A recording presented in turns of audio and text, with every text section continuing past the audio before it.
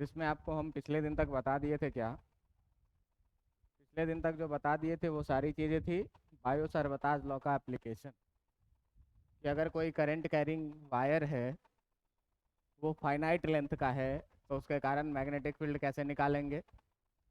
आपको याद होगा चीज़ें कि अगर कोई वायर था जो फाइनाइट लेंथ का था और यहाँ से ए डिस्टेंस पर कोई पॉइंट हम लोग लिए थे, कोई भी पॉइंट जो ए डिस्टेंस पर था पी, और यहाँ से हम लोग जो बात कर रहे थे ए डिस्टेंस पर कोई सा पॉइंट था पी, और इसके टर्मिनल को मिलाने वाला एंगल, यदि ये एंगल था आपका फाई 1 और ये वाला एंगल था आपका फाई 2, है ना।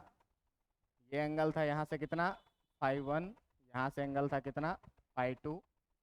हम लोग बीच में एक करंट का एलिमेंट लिए थे कोई सा डीएल एलिमेंट, इस डीएल से आर डिस्टेंस पर पॉइंट पी था और ये एंगल थीटा था। तो इसके कारण जो हम लोग मैग्नेटिक फील्ड बी लिखे थे वो आपको याद होगा mu naught by 4 pi I by a sine phi 1 plus sine phi 2, है ना। ये था क्या जब फाइनाइट था तब। इसी वायर को अगर हम लोग इनफाइनाइट अगर करते थे, ये था for finite wire, for finite wire, अगर इसी को हम लोग इनफाइनाइट कर दिए थे तो इनफाइनाइट वायर के लिए आपको याद होगा कि जो फाई 1 था वो भी 90 डिग्री था और जो फाई 2 था ये भी कितना था 90 डिग्री। इसी फॉर्मूला में जब हम लोग फाई 1 और फाई 2 का वैल्यू 90 डिग्री रखे थे तो आया था कितना mu naught by 4 pi I by a sine phi 1 के जगह 90 डिग्री और प्लस साइन फाई 2 के जगह पर भी कितना 90 डिग्री। अब सबका वैल्यू रखने से, अब सबका वैल्यू रखने से हम लोग क्या देखे थे बेटा, ये जो आ गया था तुम्हारा कितना mu naught by 4 pi I by a sine 90 का वैल्यू 1 + 1, है ना। और इस दोनों को सॉल्व करने के बाद जो ये कहानी आई थी वो आई थी कितनी 2 times mu naught by 4 pi I by A के बराबर में, है ना। ये 1 + 1 2 आ गया था, म्यू नॉट बाई 4 पाई की जगह म्यू नॉट बाई 4 पाई रहेगा और आई बाई ए, ये किसके लिए था इनफाइनाइट वायर के मैग्नेटिक फील्ड के लिए। जरा सा इसी में सोचना ये है, जरा सा इसी में सोचना ये बात है कि अगर कोई वायर है, अगर कोई करंट कैरिंग वायर है, ध्यान दीजिएगा, और ये करंट कैरिंग वायर से कहे कि इसी के अलोंग कोई सा पॉइंट है पी, और इस पॉइंट पी पर हमको बताइए कि मैग्नेटिक फील्ड कितना होगा।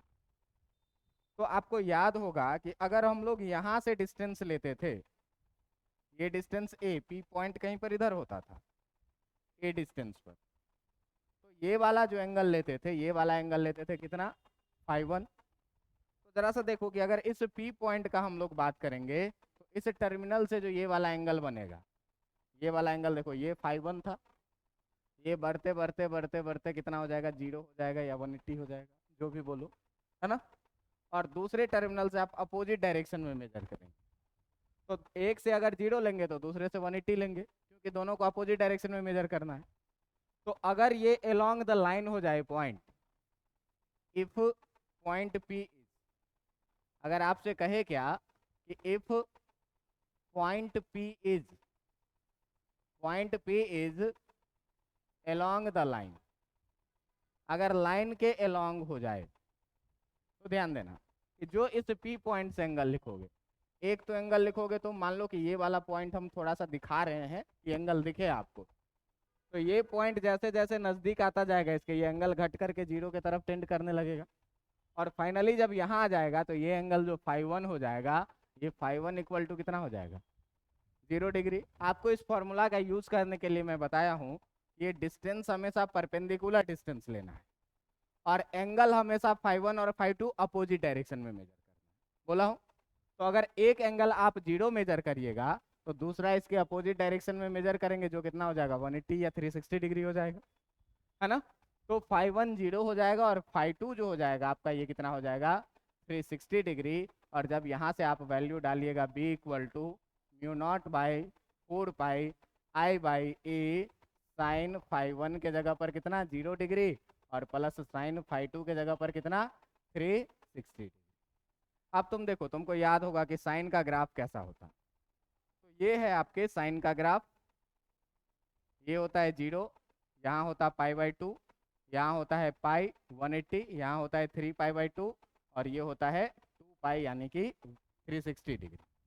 आप ध्यान से देखिए कि 0 डिग्री पर भी साइन का वैल्यू कितना है 0 है और 360 डिग्री पर भी साइन का वैल्यू कितना है 0 है। तो दोनों ही जगह पर जब साइन का वैल्यू 0 होगा तो b इक्वल टू कितना आ जाएगा mu naught by 4 pi I by A कितना 0 प्लस 0 और 0 से मल्टीप्लाई होकर के ये पूरी कहानी कितनी हो जाएगी 0। तो याद रखना है ये चीज़ क्या कि जब भी पॉइंट P लाइन के अलोंग इधर रहे चाहे इधर रहे कहीं भी, तो लाइन के अलोंग किसी भी पॉइंट पर जो है सो मैग्नेटिक फील्ड का वैल्यू क्या होगा हमेशा 0 होगा। ये पिछले दिन के लेक्चर से रिलेट होकर के हम लोग देखे और आज हम लोग करंट कैरिंग वायर के दौर में अगला टॉपिक पढ़ने वाले हैं। जो अगला टॉपिक है क्या magnetic field.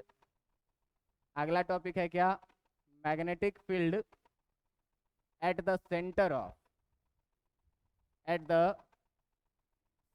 Of current carrying at the centre of current carrying circular wire. एक सर्कुलर वायर है जिससे होकर के करंट बह रही है, तो उस वायर के सेंटर पर आपको बताना होगा कि मैग्नेटिक फील्ड कितना आएगा। बात समझ में आ रहा है। कोई सर्कुलर वायर दिया रहेगा, अब जब सर्कुलर वायर दिया हुआ है तो इस वायर का रेडियस आपको गिवन रहेगा और इस वायर से कितना करंट बह रहा है ये भी आपको दिया हुआ रहेगा। देखिए कैसे, मान लीजिए कि एक सर्कुलर वायर है कुछ ऐसा, मान लीजिए कि एक सर्कुलर वायर है कुछ ऐसा। इस वायर के बारे में आपको गिवन क्या चीज़ है कि गिवन है कि इसका सेंटर ये है और यहाँ से जो इसका रेडियस है ये है कितना r। बात समझ में आ रही है। और क्या कह रहा है आपको कि यहाँ से जो इससे करंट बह रहा है ये करंट बह रहा है कितना I। ऐसे करंट जाएगा ऐसे घूम के अपना सर्किट कंप्लीट करेगा। तो आपको निकालना है कि इसके सेंटर पर मैग्नेटिक फील्ड कितना होगा। भाई साहब बायो सावर्त के नियम में हमने क्या पढ़ा है कि पूरे वायर के लिए एक बार में मैग्नेटिक फील्ड निकाला नहीं जा सकता। क्या करना है छोटा छोटा एलिमेंट में तोड़ करके तब मैग्नेटिक फील्ड निकालना है। तो हम लोग इस पर छोटा सा एलिमेंट लेते थे dl, जो dl वेक्टर क्वांटिटी होता था और उसका डायरेक्शन किधर होता था करंट के डायरेक्शन। तो देखो कि यहाँ पर अगर हम कहीं पर छोटा सा एलिमेंट लें dl, तो ये dl कुछ ऐसा होगा है ना। और सेंटर तक का जो डिस्टेंस अगर हम लोग बात करें तो सेंटर तक का जो यहाँ से डिस्टेंस होगा वेक्टर r ये कुछ ऐसा होगा है ना। तो dl और वेक्टर r के बीच का आप एंगल देखिए, ये एंगल कितने डिग्री का 90 डिग्री का। आप कहीं पर भी छोटा सा एलिमेंट dl लीजिए, मान लीजिए कि मैं यहाँ पे लूँ dl एलिमेंट, तो इस dl एलिमेंट से जो ये वेक्टर r का जो एंगल बनेगा ये कितने डिग्री का बनेगा 90 डिग्री का बनेगा। बात समझ में आ रहा है। तो आप देखिएगा ध्यान से कि हर जगह पर यहाँ पर एंगल क्या है कांस्टेंट है जो कि 90 डिग्री के बराबर में। तो अपने पास क्या सब है भाई, अपने पास है क्या let a current carrying circular wire, let a current carrying circular wire having radius r and current I is flowing through it, इससे होकर के करंट कितना बह रहा है I बह रहा है। अब देखिए कि जब करंट I बह रहा है और इसका रेडियस r है तो हमको फाइंड क्या करना है मैग्नेटिक फील्ड, अब आप देखिए कि यहाँ पर हमने क्या किया कि एक dl एलिमेंट लिया है, ठीक ना। टेक एन एलिमेंट dl, एक एलिमेंट dl लिए और अगर सेंटर के बात हम लोग करेंगे तो वेक्टर r से कहीं भी आप dl लीजिएगा तो थीटा कितना का बनेगा 90 डिग्री है ना। तो अगर हम लोग बात करेंगे द एंगल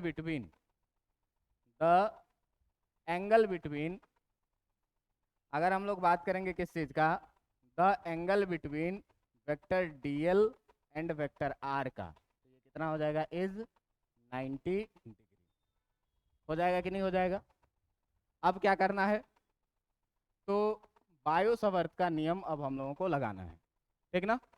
अब देखो कि जब बायो सावर्त का नियम हम लोग इसमें लगाएंगे, तो बायो सावर्त का नियम क्या कहता है भाई साहब, कि जो छोटे एलिमेंट के कारण मैग्नेटिक फील्ड होगा वो छोटा सा होगा, और कितना, आइडियल साइन थीटा के बराबर। जहां पर थीटा क्या होता था, वेक्टर डीएल और वेक्टर आर के बीच का एंगल होता। आपको याद नहीं हो तो मैं एक बार रिमाइंड करवाता हूँ क्या, कि भाई साहब ऐसा एक छोटा सा वायर हुआ करता था। इस वायर में हम छोटा सा एलिमेंट डीएल लेते थे करंट के डायरेक्शन में, और यहाँ से आर डिस्टेंस पर कहीं पर पॉइंट पी हुआ करता था, और इस दोनों के बीच का एंगल होता था थीटा। तो बायो सावर्त का नियम कहता था क्या, कि इस छोटे से एलिमेंट के कारण जो छोटा सा मैग्नेटिक फील्ड डीबी होगा, ये होगा कितना, mu naught by 4 pi I D L sine theta by कितना, आर स्क्वायर के बराबर। बात समझ में आ रहा है? तो अगर हम लोग यहाँ पर बात करेंगे किस चीज का, मैग्नेटिक फील्ड का, अगर हम लोग बात करेंगे किस चीज का, मैग्नेटिक फील्ड का, magnetic field due to small element, due to small element, और ये ड्यू टू स्मॉल एलिमेंट क्या है, डीएल। तो हम लोग लगा क्या रहे हैं, हम लोग लगा रहे हैं बायो सावर्त लॉ। हम लोग क्या लगा रहे हैं, बायो सावर्त लॉ। और बायो सावर्त लॉ क्या कहता है कि इसके कारण जो छोटा सा मैग्नेटिक फील्ड होगा वो कितना होगा, mu naught by 4 pi I D L sine theta. के बारे में आप ध्यान से देखिए कि थीटा कौन सा एंगल है, तो वेक्टर आर और वेक्टर डीएल के बीच का एंगल है कितना, थीटा। और यहाँ आप सर्कल के केस में देखिए कि आपके वेक्टर आर और डीएल के बीच का एंगल है कितना डिग्री, 90 डिग्री। तो यहाँ थीटा के जगह पर हम लोग कितना एंगल लेंगे, साइन 90 डिग्री, और नीचे रेडियस का स्क्वायर। बात समझ में आ रही है? अब देखो कि साइन 90 डिग्री का जो वैल्यू होना है, साइन 90 डिग्री का जो वैल्यू होना है वो कितना, 1 नहीं लिखते हैं, और नीचे कितना, आर स्क्वायर। अब ध्यान दीजिए कि अगर हमको टोटल मैग्नेटिक फील्ड चाहिए तो इसमें दोनों तरफ क्या करेंगे, इंटीग्रेट करेंगे। तो अगर हम लोग बात करेंगे किस चीज़ का, तो फॉर टोटल मैग्नेटिक फील्ड, अगर हमको बात करना है किस चीज़ के लिए, टोटल मैग्नेटिक फील्ड के लिए, तो टोटल मैग्नेटिक फील्ड के लिए हम लोग क्या करेंगे, इसको इंटीग्रेट करेंगे दोनों तरफ, इंटीग्रेटिंग बोथ साइड। और दोनों तरफ जब इंटीग्रेट करोगे भाई, तो इधर आ जाएगा इंटीग्रेशन ऑफ डी बी, और उधर इंटीग्रेशन कितने का, mu naught by 4 pi I D L by कितना, आर स्क्वायर। आप ध्यान दीजिए कि इस एक्सप्रेशन में म्यू नॉट बाई 4 पाई आपका कांस्टेंट है, करंट जो बह रही है वो करंट भी क्या है, कांस्टेंट है, और रेडियस ऑफ सर्कल भी क्या है, कांस्टेंट है। ये तीनों चीज मतलब म्यू नॉट बाई 4 पाई आई और आर, ये सारी चीजें क्या है, कांस्टेंट है। और कांस्टेंट क्या होता है, इंटीग्रेशन में बाहर आ जाता है। तो जब यहाँ से आप करिएगा तो लेफ्ट साइड में dv का इंटीग्रेशन कितना हो जाएगा, b equal to mu naught by 4 pi बाहर आ जाएगा, आई बाहर आ जाएगा, आर स्क्वायर बाहर आ जाएगा, बच जाएगा क्या, इंटीग्रेशन ऑफ dl। बात समझ में आ रही है? यहाँ से देखो, म्यू नॉट बाई 4 पाई बाहर, आई बाहर, आर स्क्वायर बाहर, बच क्या जाएगा, इंटीग्रेशन ऑफ dl। अब जरा ध्यान से देखो कि इस सर्कल में हम ऐसा ऐसा कितना dl तोड़ सकते हैं, इनफाइनाइट dl तोड़ सकते हैं। और जब सारे dl को फिर से हम इंटीग्रेट करेंगे, जोड़ेंगे, तो ये पूरा का पूरा सर्कल मिल जाएगा कि नहीं, और पूरा का पूरा सर्कल मिल जाएगा, इसका मतलब ये पूरा का पूरा लेंथ मिल जाएगा कि नहीं, इंटीग्रेशन ऑफ dl। तो इंटीग्रेशन ऑफ dl कितना हो जाएगा, 2 पाई आर के बराबर में। बात समझ में आ रहा है? क्यों कि छोटा छोटा dl में पहले तोड़ दिए, अब सबको इंटीग्रेट करेंगे तो पूरा सर्कल तो मिल जाएगा, और इस पूरे सर्कल का लेंथ कितना है, 2 पाई आर सरकमफेरेंस के बराबर में। तो जब भाई साहब यहाँ पर हम लोग ये बात देख रहे हैं क्या, हम लोग ये बात देख रहे हैं क्या, कि तब जो यहाँ ये b मिल जाएगा, ये कितना मिल जाएगा, mu naught by 4 pi I by कितना, आर स्क्वायर, और dl के जगह पर कितना लिखेंगे, टू पाई आर, क्योंकि इंटीग्रेशन ऑफ डीएल जो यहाँ मिल जाएगा आपका वो कितना मिल जाएगा, टू पाई आर के बराबर में। बात समझ में आ रही है? अब ध्यान से देखो, ये आर से ये स्क्वायर खत्म, ये पाई से ये पाई खत्म, और ये 2 से ये 2 बार में 4 खत्म। यानी कि बी इक्वल टू, ऊपर बच रहा है आपका म्यू नॉट आई और नीचे बच रहा है कितना, 2 और 1 R. Mu naught I by कितना, 2 आर। ये कहाँ पर बात हो रही है, at the centre of circular wire के। अगर कोई सर्कुलर वायर है और इससे करंट बह रही है आई, जिसका रेडियस है आर, तो भाई साहब इसके सेंटर पे मैग्नेटिक फील्ड कितना होगा, mu naught I by 2 R. बात समझ में आ रही है? कैसे निकाले?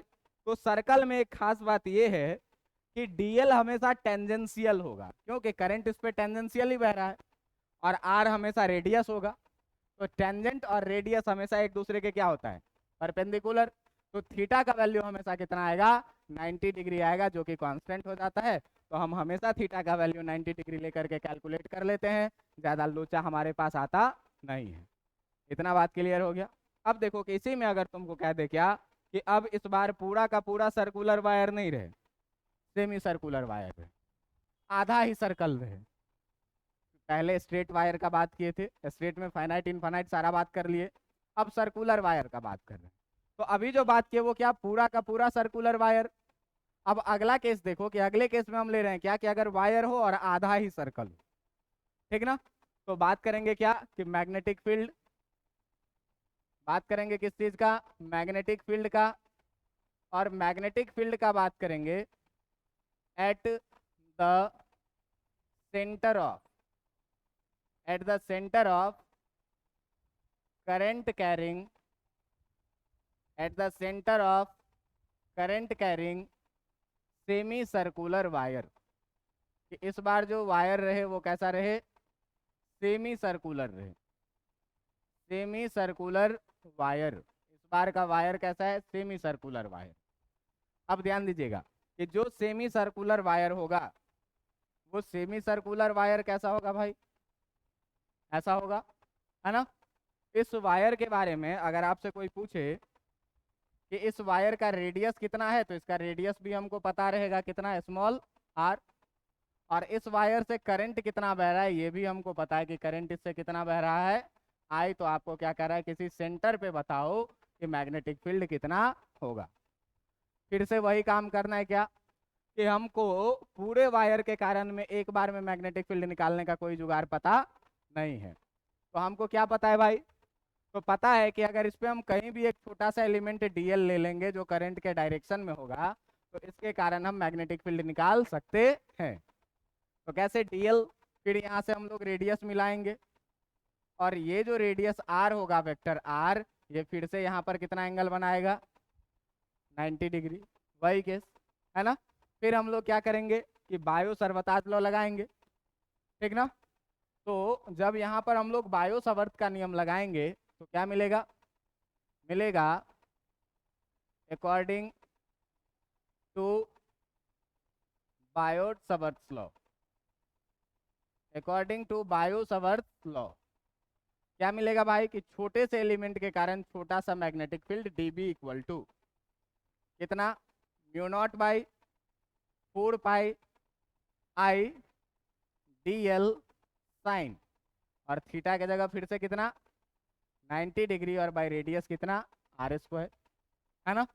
अब देखिए ध्यान से, फिर से क्या हो जाएगा, dB equal to, dB equal to हो जाएगा कितना, mu naught by 4 pi I D L sine 90 का वैल्यू 1, और नीचे कितना, आर स्क्वायर। हमको टोटल मैग्नेटिक फील्ड निकालना है। तो टोटल मैग्नेटिक फील्ड के लिए हम लोग क्या करेंगे, फॉर टोटल मैग्नेटिक फील्ड, फिर से टोटल मैग्नेटिक फील्ड के लिए क्या करना है, तो टोटल मैग्नेटिक फील्ड के लिए क्या करना है, इसको इंटीग्रेट करना है दोनों तरफ, इंटीग्रेटिंग बोथ साइड। अब जब दोनों तरफ इसको इंटीग्रेट करोगे तो देखो क्या होगा, इधर मिलेगा क्या, इंटीग्रेशन ऑफ dV, और इधर मिलेगा क्या, integration of mu naught by 4 pi I D L by कितना, आर स्क्वायर मिलेगा। इतनी बातें, dV का इंटीग्रेशन आप देखिए कि आपको dV का इंटीग्रेशन कितना मिल जाएगा, b mu naught by 4 pi constant है, आई कांस्टेंट है, आर स्क्वायर कांस्टेंट है, बाहर आ जाएगा। तो भाई साहब क्या किए, म्यू नॉट बाई 4 पाई और आई बाई आर स्क्वायर को बाहर के इंटीग्रेशन ऑफ डीएल। अब देखो इस सेमी सर्कुलर वायर में हम एलिमेंट काट रहे हैं, कितना एलिमेंट काट सकते हैं, इनफाइनाइट। अब सारे इनफाइनाइट एलिमेंट को जब हम जोड़ेंगे तो फिर से ये सेमी सर्कल मिल जाएगा। तो अगर ये पूरा सर्कल था तो इसका लेंथ था 2 पाई आर। अब ये आधा ही सर्कल है तो इसका लेंथ कितना हो जाएगा, पाई आर हो जाएगा। मतलब ये इंटीग्रेशन ऑफ डीएल जो आप लिखेंगे दोस्त, वो कितना लिखेंगे, आई बाय आर स्क्वायर इंटू कितना, पाई आर। क्यों कि इस बार जो इंटीग्रेशन ऑफ डीएल हो जाएगा वो कितना हो जाएगा, पाई आर के बराबर में। बात समझ में आ रहा है। अब देखिए कि यहाँ पे पाई से पाई गया, आर से स्क्वायर गया, तो ये बच गया आपका कितना, बच गया म्यू नॉट आई बाई कितना, 4 आर मैग्नेटिक फील्ड। जरा सा ध्यान से देखो, तो इसी को अगर हम लिखना चाहें तो इसी को हम लिखना चाहें तो 1/2 into mu naught I by 2 R लिख सकते हैं कि नहीं लिख सकते, लिख सकते हैं ना। 4 आर को 2 इंटू 2 आर लिख दिए। अच्छा ये देखो जो ब्रैकेट में है ये तो सर्कल के कारण था मैग्नेटिक फील्ड, ये अभी ना पढ़े थे कि पूरे सर्कल के कारण जो मैग्नेटिक फील्ड आएगा वो कितना, mu naught I by 2 R. तो आधा सर्कल के कारण उसका आधा मैग्नेटिक फील्ड आ रहा है 1/2 टाइम्स। इसका मतलब अगर 1/4 सर्कल कर देंगे तो 1/4 हो जाएगा। देखते हैं करके, है ना। बात समझ में आ रहा है क्या, कि सर्कल आधा किए तो मैग्नेटिक फील्ड भी कितना हो गया, आधा हो गया। इसका मतलब अगर हम वर्थ 1/4 कर देंगे तो 1/4 कर देंगे तो मैग्नेटिक फील्ड भी कितना हो जाना चाहिए, 1/4। बात समझ में आ रहा है। तो हम लोग अगर बात करेंगे किस चीज के लिए, अगर हम लोग बात करेंगे किस चीज के लिए, for quarter circle, for quarter, for quarter circular wire. अगर क्वार्टर सर्कुलर वायर के लिए बात करेंगे कि 1/4 वायर रहे केवल, तो इसके कारण सेंटर पर मैग्नेटिक फील्ड कितना होगा, तो इसका बात करेंगे तो देखिए तो 1/4 वायर करीब इतना, और इसका अगर हम लोग सेंटर का बात करेंगे तो इसका सेंटर कुछ इस तरह का बनेगा कि नहीं बनेगा, बनेगा, बनेगा। ध्यान दीजिए, इसका करंट बह रहा है इससे कितना, आई, ठीक है, और इसका रेडियस हमको कितना पता है, आर। तो हम जानते हैं कि यहाँ पर जो मैग्नेटिक फील्ड आने वाला है 1/4 of mu naught I by कितना, 2 आर के बराबर में। पूरा सर्कल लिए थे तो इतना आया था, आधा लिए तो इसका आधा आया था, तो 1/4 लेंगे तो इसका 1/4 आना चाहिए। देखते हैं करके, तो देखते हैं करके। तो जब यहाँ पर भाई तुम बायो सावर्त का लॉ लगाओगे, डी बी इक्वल टू, तो डी बी इक्वल टू कितना आएगा, mu naught by 4 pi I D L.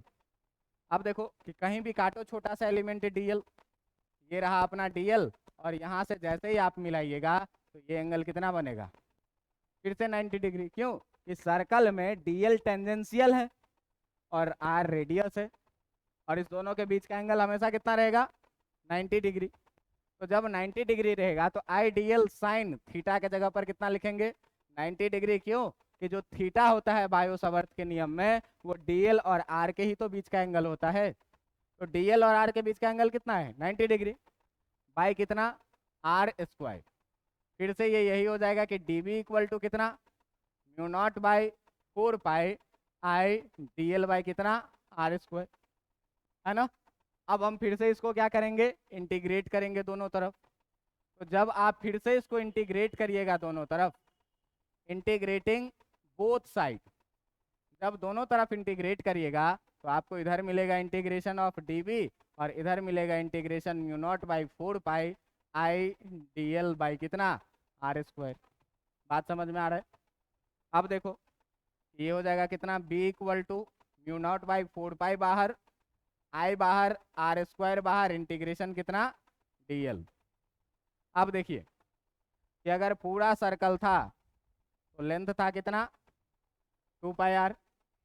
अगर आधा सर्कल हुआ तो लेंथ हो गया कितना, 2 पाई आर बाई 2, यानी कि कितना, तो अगर 1/4 सर्कल होगा तो कितना हो जाएगा, 2 पाई आर बाई 4, यानी कि कितना, पाई आर बाई।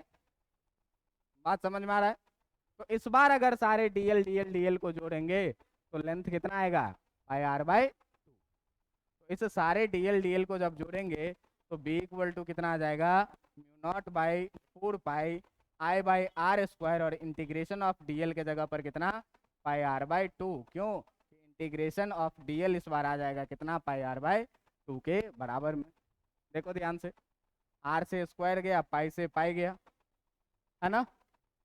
1/4 को एक जगह लिख लो, बी इक्वल टू कितना आया म्यू नॉट आई ऊपर और 4 दूनी 8 नीचे और एक आर नीचे। ध्यान से देखिए, 4 दूनी 8 आर, बात बराबर हुआ। तो याद कौन सा रखना है? याद बस एक ही आपको रखना है, क्या? कि जो magnetic field at the centre होगा पूरे सर्कल का, पूरे सर्कल का होगा, वो कितना होगा mu naught I by 2 R के बराबर में। आधा रहेगा तो इसका आधा, 1/4 रहेगा तो इसका 1/4। लेकिन आधा 1/4 है तो हमको पता चल रहा है, लेकिन सीधे कहते हैं कि सर्कुलर आर्क है, थीटा एंगल बना रहा है सेंटर पे। अब बताइए कि इसके कारण मैग्नेटिक फील्ड कितना होगा। अब हमको नहीं दिया हुआ कि आधा है कि पूरा है कि जो भी है। अब एक जनरल केस का बात कर रहे हैं, क्या कि अपने को दिया हुआ है क्या भाई कि एक सर्कुलर आर्क है, और ये सर्कुलर आर्क जो है वो कितना एंगल पर है जो हमको पता नहीं है, कितना बड़ा है जो हमको पता नहीं है, पूरा सर्कल है कि आधा सर्कल है कि 1/4 सर्कल है, ये सब कुछ नहीं पता। बस हमको पता इतना है कि एक सर्कुलर आर्क है, और ये सर्कुलर आर्क जो है जिसका रेडियस है आर, जिसका रेडियस है आर, और ये जो सेंटर पे एंगल बना रहा है ये एंगल है थीटा। हमको इस बार बस इतना पता है कि ये एंगल है कितना थीटा, और इसका रेडियस है आर, और इससे करंट बह रही है कितनी आई। अब कह देगा कि इस सेंटर पे, यानी कि इस पॉइंट ओ पे हमको बताइए कि मैग्नेटिक फील्ड कितना होगा, ठीक ना। तो अगर हम लोग बात करेंगे, अगर हम लोग बात करेंगे क्या मैग्नेटिक फील्ड, अगर हम लोग बात करेंगे किस चीज का, मैग्नेटिक फील्ड का at centre of, at centre of circular arc, किसी भी सर्कुलर आर्क के लिए, खास करके बात कर रहे हैं किस चीज का, तो किसी जनरल एंगल थीटा वाले आर्क के लिए। हमको क्या पता है कि एक सर्कुलर आर्क है, करंट बह रहा है इससे कितना आई, रेडियस है आर, और ये एंगल बना रहा है कितना थीटा। अब हमको ये नहीं पता कि ये 1/4 है कि क्या है। 1/4 रहेगा तो थीटा 90 डिग्री हो जाएगा, आधा रहेगा तो थीटा कितना हो जाएगा 180 डिग्री, पूरा रहेगा तो थीटा कितना हो जाएगा 360 डिग्री। बात समझ में आ रहा है? तो हमको अब इस बार ये नहीं पता कि ये कितना बड़ा सर्कल है, और इसके कारण हमको क्या करना है, मैग्नेटिक फील्ड निकालना है। ध्यान दीजिएगा, पूरा के कारण तो निकाल नहीं पाएंगे। तो बायो सावर्त साहब क्या कह के गए, एक छोटा सा आप एलिमेंट काट लीजिए कहीं पर, ये हम छोटा सा एलिमेंट ले लिए, इसका नाम क्या रख लिए डीएल, और इस डीएल से अगर हम इस सेंटर को मिलाएंगे तो यही वाला हो जाएगा क्या अपना आर, ये वाला भी कितना हो जाएगा आर, और इसके बीच का एंगल अभी भी कितना रहेगा 90 डिग्री, है ना। तो बायो सावर्त का नियम क्या कहता है, बायो सावर्त लॉज कहता है क्या, according to Biot Savart law, according to Biot Savart law हम लोग जानते हैं कि डीवी इक्वल टू कितना होगा mu naught by 4 pi I D L sign कितना डिग्री 90 डिग्री बाई कितना आर स्क्वायर। जब भी सर्कुलर आर्क रहे और कहे सेंटर पे, तो डीएल और आर के बीच का एंगल हमेशा कितना होगा 90 डिग्री। बात समझ में आ रही है?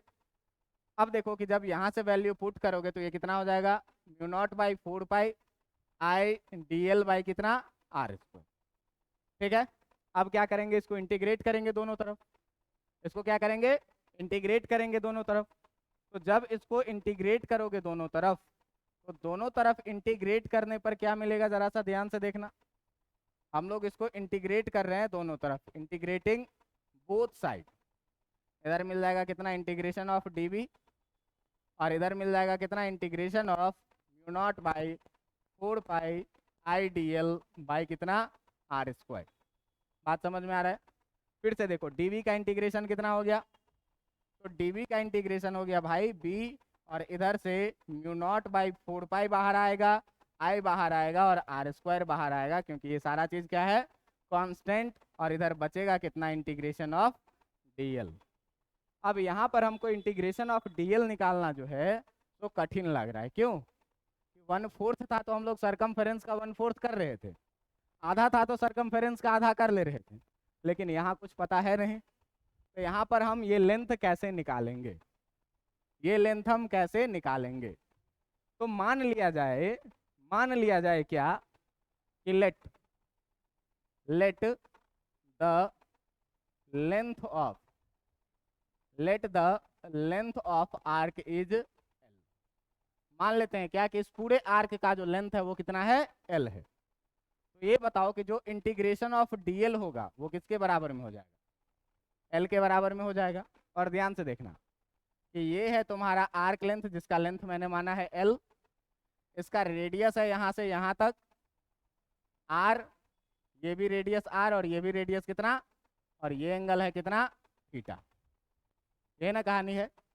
अब आप ये बताइए कि 11th क्लास में हम लोग कभी प्लेन एंगल पढ़े हुए हैं, या बेसिक लेक्चर में आपको हम प्लेन एंगल पढ़ाए होंगे? तो कभी भी जब हम लोग आपको प्लेन एंगल पढ़ाए हैं तो आपको पढ़ाए हैं क्या कि जो प्लेन एंगल होता है वो इक्वल टू होता है क्या, आर्क लेंथ बाय कितना, रेडियस। याद है आपको? और ये भी याद होना कि theta equal to arc length कितना माने हैं, एल, और रेडियस है कितना, आर। लेकिन ये ध्यान में रखना था यहाँ पर कि थीटा जो होगा वो किस में होगा, इज इन रेडियन। थीटा किस में होगा, रेडियन में होगा। बात समझ में आ रहा है? थीटा किस में होगा, रेडियन। अच्छा यहाँ से देखो कि हम L equal to R theta लिख सकते हैं कि नहीं लिख सकते? L equal to R theta लिख सकते हैं। अब ध्यान से देखो कि पीछे वाले इक्वेशन में L equal to R theta लिख सकते हैं, डीएल का इंटीग्रेशन L हो जाएगा, और L इक्वल टू कितना लिख सकते हैं, आर थीटा। तो दोस्त B इक्वल टू जो हम लोग लिखेंगे वो कितना लिखेंगे, mu naught by 4 pi I by R square, और इंटीग्रेशन ऑफ डीएल के जगह पर कितना लिखेंगे, L लिखेंगे। क्योंकि इसका पूरा लेंथ कितना है, L है, और L किसके बराबर में आया है, आर थीटा के बराबर में। तो आर थीटा जब L का वैल्यू रखेंगे तो B इक्वल टू कितना मिलेगा, mu naught by 4 pi I by R square, और L के जगह पर कितना रखेंगे, आर थीटा। ये आर से आर कैंसिल हो जाएगा, है ना। और फाइनली जो बचेगा वो कितना बचेगा, B equal to mu naught by 4 pi I by R, और इंटू कितना, थीटा। लेकिन ध्यान रखना है कि थीटा किस में रखना है, रेडियन में। थीटा को किस में रखना है, रेडियन में। अब ये जनरलाइज्ड फॉर्मूला हो गया। थीटा है एंगल सेंटर पे कितना बना है ये, और थीटा को किस में रखना है, रेडियन में। अब देखो कि इस जनरल फॉर्मूला से हम सारा निकाल लेंगे। अगर बात करें कंप्लीट सर्कल का, तो अगर बात करेंगे किस चीज का, कंप्लीट सर्कल का, तो कंप्लीट सर्कल कैसा होगा, ऐसा। और यहाँ पे जो ये थीटा इक्वल टू हो जाएगा, ये थीटा इक्वल टू कितना, 360 डिग्री, जिसको हम लोग कितना बोलेंगे, 2 पाई रेडियन बोलेंगे, है ना। अब देखो कि मैग्नेटिक फील्ड निकालना है, बी इक्वल टू कितना पर है, mu naught by 4 pi I by R, mu naught by 4 pi I by R into कितना, थीटा को किस में रखना है, रेडियन में। तो थीटा को रेडियन में रखोगे कितना, mu naught by 4 pi I by R, और थीटा के जगह पर कितना, 2 पाई से ये कितने बार में कटेगा, कितना आएगा, म्यू नॉट आई बाई, यही निकल के आया था क्या, यही निकल के आया था ना। अगर हम लोग बात करेंगे किस चीज़ के लिए, सेमी सर्कल के लिए, सेमी सर्कल के लिए, तो सेमी सर्कल होगा कैसा, ऐसा। और सेंटर पे जो ये एंगल बन रहा है थीटा, ये कितने का, 180 डिग्री, यानी कि कितना, पाई रेडियन। रखो पाई रेडियन, तो बी इक्वल टू कितना आ जाएगा, mu naught by 4 pi I by R into theta के जगह पर कितना रखाएगा, पाई। पाई से पाई गया, बी इक्वल टू कितना बचा, mu naught I by 4 R. यही निकल के आया था क्या, यही निकल के आया था ना। अगर हम लोग बात करें किस चीज़ के लिए, क्वार्टर सर्कल के लिए, अगर बात करें किस चीज़ के लिए, क्वार्टर सर्कल के लिए, तो क्वार्टर सर्कल के लिए देखो थीटा का वैल्यू कितना आएगा, 90 डिग्री। 90 डिग्री को कितना लिखते, पाई बाई 2 रेडियन, है ना। अब पाई बाई 2 रेडियन का वैल्यू इस फॉर्मूला में डालो, तो कितना लिखोगे, B equal to mu naught by 4 pi I by R, और इंटू थीटा के जगह पर कितना पाई बाई, पाई से पाई कैंसिल हुआ, कितना बचा म्यू नॉट आई ऊपर और 4 दूनी 8 आर नीचे, यही निकल के आया था क्या?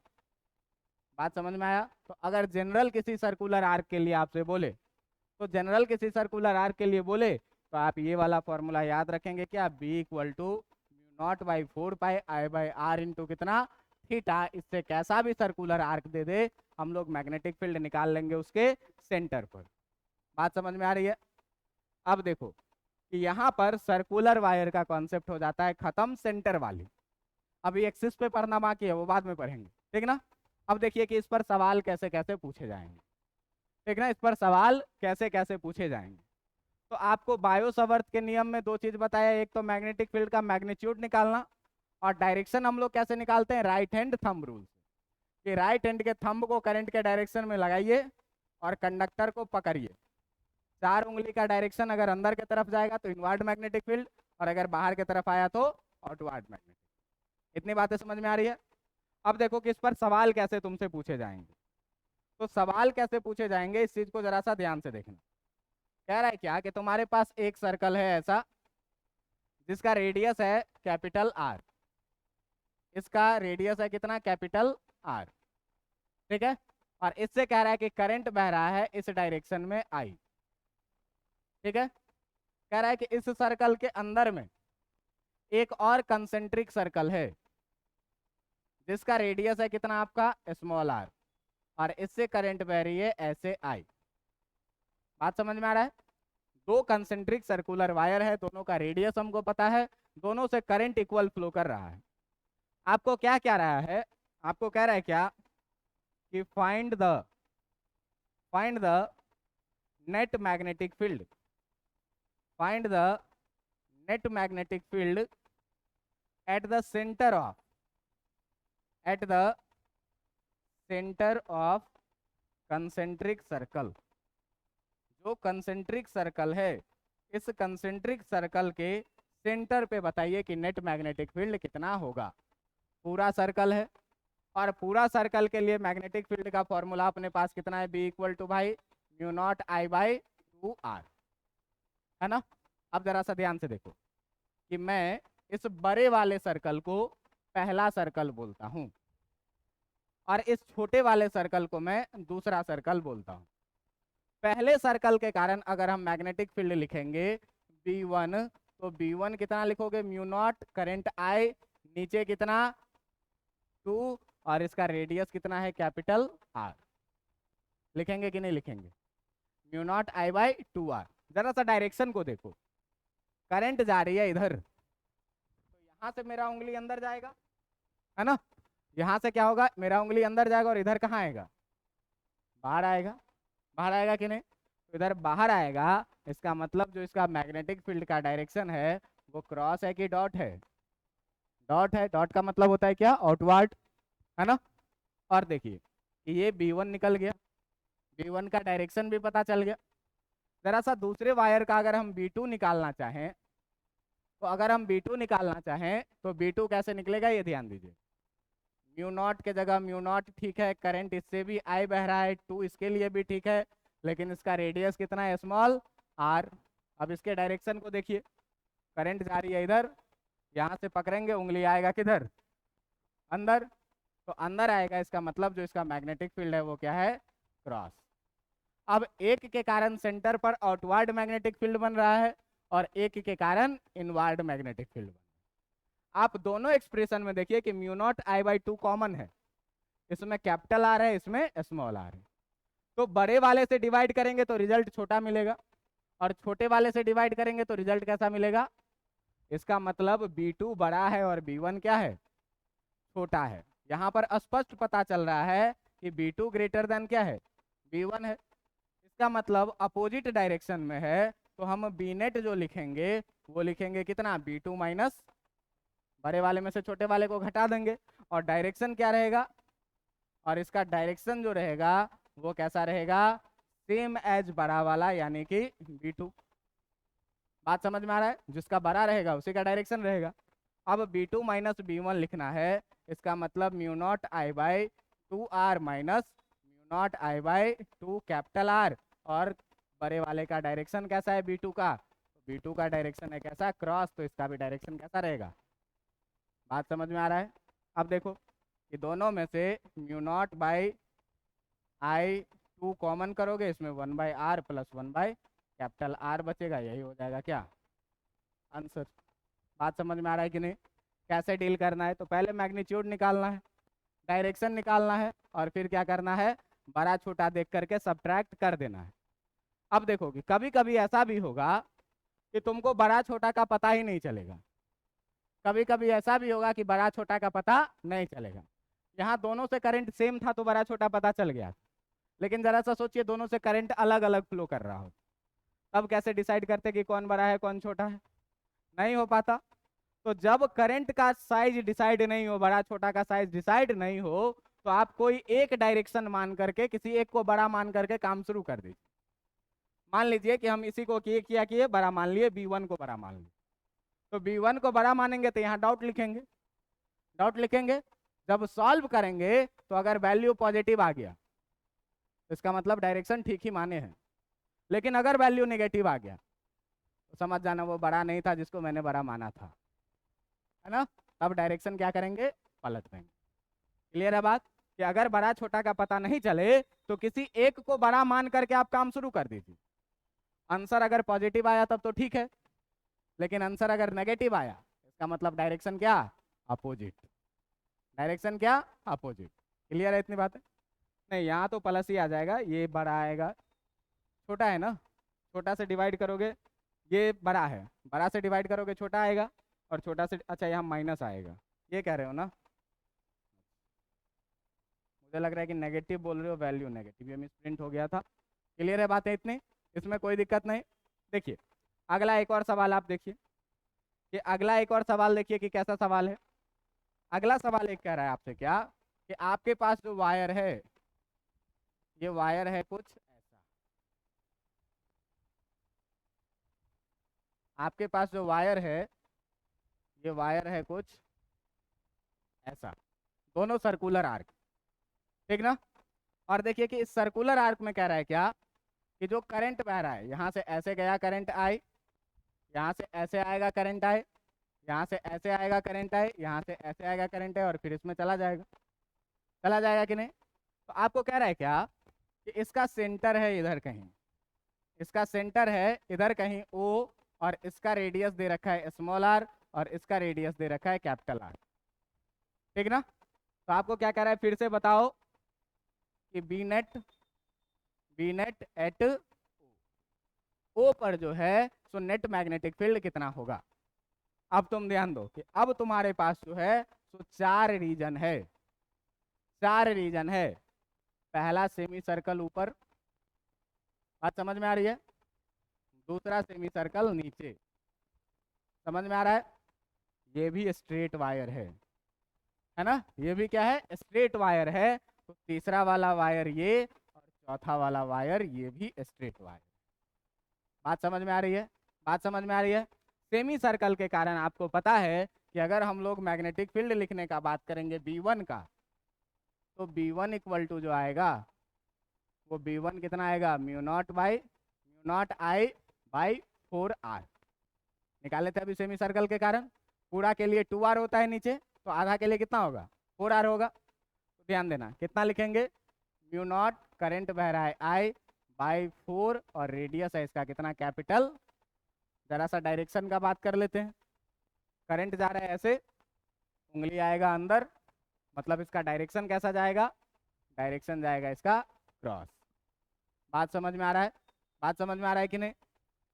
अच्छा अगर हमको B2 निकालना है तो म्यू नॉट I ठीक है, 4 ठीक है, इसका रेडियस कितना है, स्मॉल r, है ना, इसका रेडियस है कितना, स्मॉल r, और इसके कारण डायरेक्शन देखिए इधर, इधर से अंदर जाएंगे, इधर से किधर आएंगे, बाहर आएंगे, इधर से बाहर आएंगे, मतलब इसका मैग्नेटिक फील्ड का डायरेक्शन कैसा है, डॉट। बात समझ में आ रहा है। और ध्यान से देखिए कि अगर B3 लिखना है तो B3 इक्वल टू कितना लिखाएगा, 0, क्यों, ये स्ट्रेट वायर है और पॉइंट P इसके अलोंग ही है, तो इस वायर के कारण यहाँ पर कोई मैग्नेटिक फील्ड नहीं होगा। अभी ना बताए थे कि अगर पॉइंट P जो हो सो वायर के अलॉन्ग ही आ जाए तो मैग्नेटिक फील्ड कितना आता है? तो ये है स्ट्रेट वायर और इसी के अलॉन्ग है पॉइंट पी, तो यहाँ पर मैग्नेटिक फील्ड कितना आएगा? 0 आएगा। तो देखिए कि B3 जो है सो 0 आएगा, क्यों कि जो पॉइंट ए है, जो पॉइंट ओ है आपका, point O is along the straight wire, और स्ट्रेट वायर के कारण जब भी होता है कोई भी पॉइंट अलोंग में तो उसके कारण मैग्नेटिक फील्ड कितना होता? सिमिलरली इसी तरह से जो है तो आपका सिमिलरली B4 भी कितना हो जाएगा? 0 हो जाएगा। क्यों कि इसके कारण भी तो point O along the wire ही है। अब अलोंग द वायर ही है तो भाई अपने को लिखना क्या है? बी नेट लिखना है। तो बी नेट कितना लिखोगे? B1 plus B2 plus B3 plus B4 लिखोगे कि नहीं लिखोगे? अब देखो कि B1 B2 का बात करते हैं, B3 B4 तो 0 ही है। बड़ा इस दोनों में से कौन? अपोजिट डायरेक्शन में है, तो छोटा से भाग करेंगे तो बड़ा मिलेगा, बड़ा से भाग करेंगे तो मतलब B1 छोटा है और B2 क्या है? बड़े वाले में से छोटे वाले को घटाते हैं, तो ये दोनों 0 ही हो गया। इसका मतलब बड़े वाले में से जब छोटे वाले को घटाएंगे तो B2 माइनस B1 लिखेंगे, और इसका डायरेक्शन कैसा लिखेंगे? बड़े वाले का, यानी कि डायरेक्शन कैसा होगा? डॉट डायरेक्शन होगा। अब देखिए कि सबका वैल्यू रखिए, तो B2 का वैल्यू है कितना भाई? Mu naught I by 2 common करते हैं, mu naught I by 4 common करते हैं, mu naught I by 4 common करते हैं, 1 by small R minus 1 by capital R. Direction क्या रहेगा? आउटवर्ड। सवाल सॉल्व हो गया। कॉन्सेप्ट क्या था कि इसमें 4 वायर है, 2 सेमी सर्कुलर वायर है, 2 स्ट्रेट वायर है। स्ट्रेट वायर के अलोंग ही पॉइंट आ गया है, मैग्नेटिक फील्ड कितना हो जाएगा? इस स्ट्रेट वायर के अलोंग ही पॉइंट आ गया है, मैग्नेटिक फील्ड कितना हो जाएगा? इसके कारण निकाले डायरेक्शन देखे इनवर्ट था, इसके कारण निकाले डायरेक्शन देखे आउटवर्ड था, दोनों में बड़ा छोटा का भी पता लग रहा था, तो नेट मैग्नेटिक फील्ड हम लोग निकाल लिए, और यही हो गया क्या इसका आंसर। क्लियर है कहानी? आज के लिए इतना काफ़ी है। अगले दिन आपको बताएंगे कि स्ट्रेट वायर और सेमी सर्कुलर वायर को मिला करके मिक्स क्वेश्चन कैसे बनता है, और मिक्स क्वेश्चन बनाने के बाद आपको फिर बताएंगे कि अभी तक सेंटर पे केवल बात किया गया है कि सर्कुलर आर्क रहे चाहे सर्कुलर वायर रहे, इसके सेंटर पे मैग्नेटिक फील्ड कितना होगा।